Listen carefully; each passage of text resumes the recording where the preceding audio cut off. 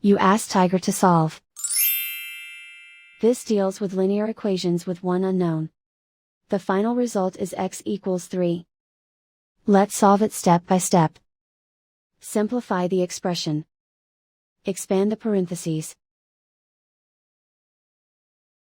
Simplify the arithmetic. Multiply the coefficients. Group like terms.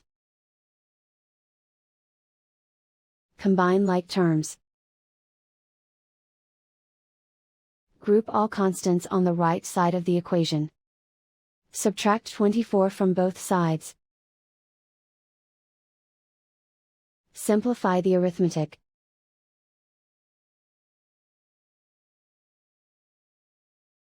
Isolate the x. Divide both sides by -7. Cancel out the negatives.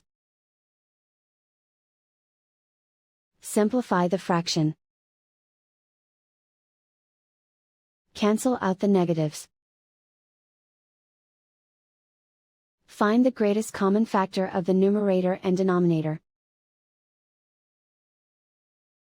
Factor out and cancel the greatest common factor.